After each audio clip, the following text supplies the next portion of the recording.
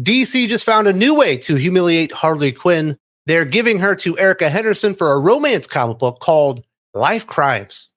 The Tumblr artist who somehow made Squirrel Girl less cool has the keys. Harley Quinn has officially hit rock bottom.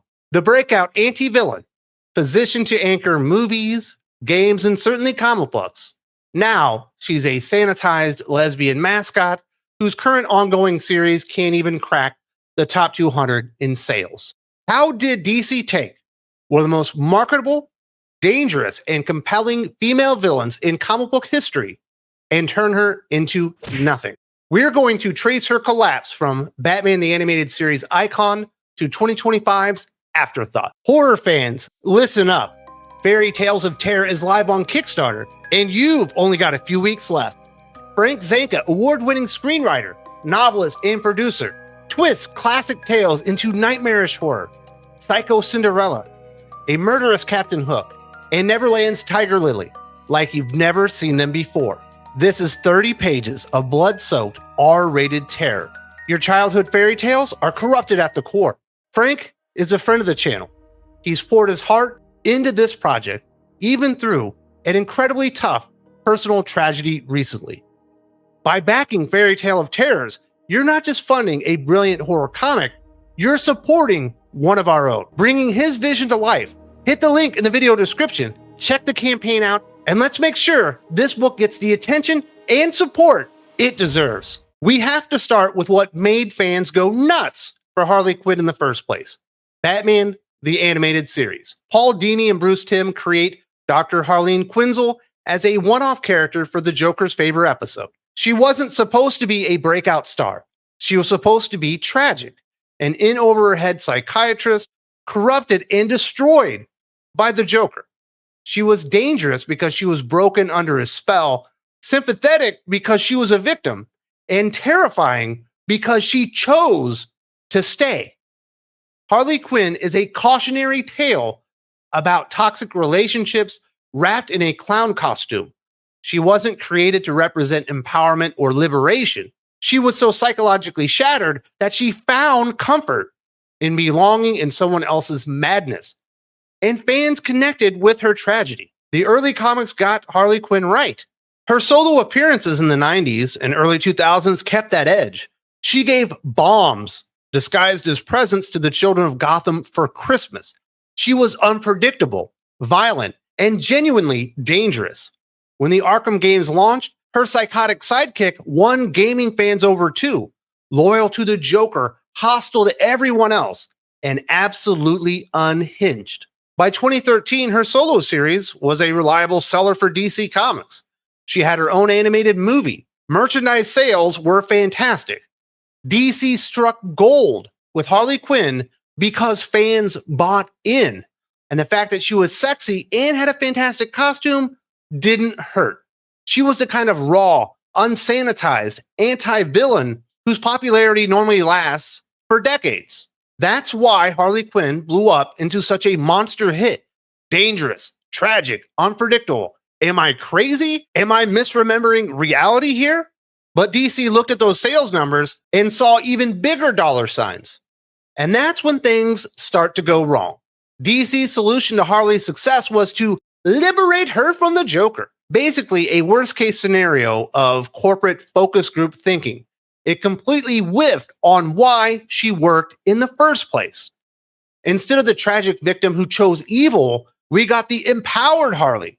Then shippers came for their pound of flesh. And DC made their Harley Poison Ivy fantasy relationship real canon, reframing her entire identity around being a misunderstood victim turned lesbian icon. Suddenly, murdering kids because of her toxic codependency on Joker wasn't such a bad thing, just a misunderstanding that happened before she found true love with Poison Ivy. The villain to anti-hero face turn blunted every bit of edge that got her over in the first place. She couldn't be a villain anymore because she was now an LGBTQ superstar, and you simply aren't allowed to portray certain groups as villains, even if Harley did murder hundreds of children on Christmas. They took a character whose entire appeal was rooted in traumatic realism and turned her into a cartoon mascot who could do anything the plot required. No consequences to her actions, no core identity to speak of. But she was an easy cosplay for female fans. DC was begging to read their books at the time. Which brings us to the inevitable result: Crisis on Infinite Harleys. By the mid-2010s, DC was pumping out multiple Harleys, and not surprisingly, none of them matched. You had a hero Harley in one book, clown villain Harley in another, and rom-com lead Harley in a third, all in the same month. The Ivy romance became a sad attempt at sitcom comfort TV. No exploring what it means when two serial killers fall in love, no consequences for their crimes, no diving into the complexity of why damaged people gravitate towards each other, just twee couple goals comics, designed for Reddit brainlets. DC, of course, started rolling her out for Pride Month, not because her relationship with Ivy was delivering sales or even meaningful to most. Corporate needed to show that they were in solidarity with the movement, as if fans hadn't already gotten that when they handed Harley over to the shippers in the first place. Who cares about character consistency when you have marketing opportunities? Readers lost track of who Harley even was. And when fans can't keep track of what a character is, the apathy creep kicks in. But the absolute peak of this absurdity, Tom King's Heroes in Crisis, where Harley Quinn defeats Superman, Batman, and Wonder Woman in a fight single-handed. The kind of fanfic level power scaling that obliterates any sense of believable stakes or consequences in the entire DC universe. If Harley can beat the Trinity single-handed, then what's even the point of having a Justice League? When a character can be anything, they are nothing. But DC wasn't done destroying Harley yet. They were just getting started. Welcome to the fanfic era.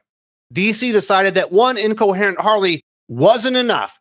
They needed dozens of alternate versions that contradicted each other even more aggressively. You've got Joker Harley Criminal Sanity, where she's a brilliant forensic psychiatrist. Then there's Harley Quinn the Animated Series, a lesbian road trip comedy. DC produced YA graphic novels like Harley Quinn Redemption, where she's the world's greatest detective. But my personal favorite example, Harley Quinn Fartacular, Silent but Deadly. Yes, that's a real title. DC published a Harley Quinn fart fetish comic book. None of these versions connect, let alone fit with each other. DC threw everything at the wall, and nothing stuck. They took a dozen different creators, let them run in a dozen different directions, and published all of them almost simultaneously, without any semblance of editorial oversight. Readers don't connect with her anymore because she feels fake. She's hollow. How can anyone really invest in a story when the main character changes multiple times a month? There's no relationships to invest in when everything depends on which book you're reading. And readers mostly chose to walk away. Harley went from a good seller with an unlimited ceiling in 2013 to not even ranking in sales by 2025. But here's the thing. Harley Quinn can be saved, and it wouldn't be all that hard. Harley's salvation lies in DC Comics' own ridiculous inconsistencies. The best way out is through. DC needs to embrace their own stupidity. She is so broken by Joker's manipulations that we've been reading her own personal fantasies that help her deal with her trauma. Basically, she has dissociative identity disorder, or what most of you know as multiple personalities. It explains everything we've read for the past 10 years and gives DC the angle to give Harley her edge back while keeping her a sympathetic anti-villain. Harley being a brilliant psychiatrist, defeating the Trinity single-handed, having a fart fetish, being liberated from the Joker, being in a loving relationship with Poison Ivy.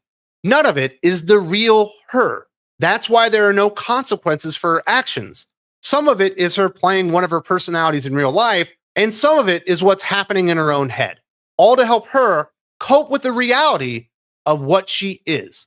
A psychopathic serial killer who gave kids bombs on Christmas and committed unspeakable evil because she loves the Joker with every fiber of her being. And he left her when she was no longer of any use.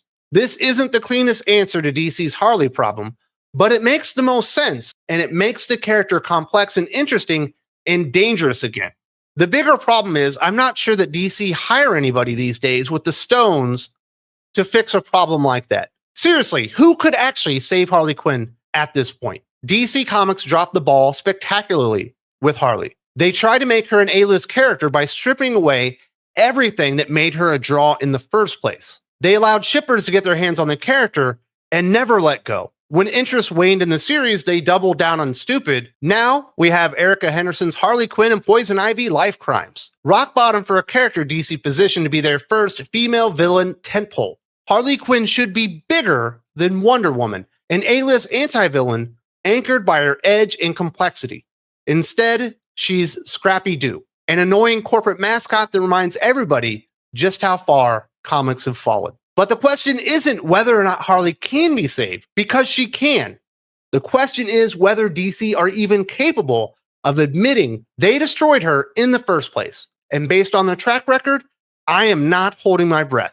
I'm always interested to find out other people's breaking points. So what was the moment that you realized that DC had destroyed Harley Quinn? I recently talked about another comic book star in the making, John Kent, went into details about the Bendis arrival, the LGBTQ hijacking, the sales collapse, because DC hasn't only destroyed Harley Quinn.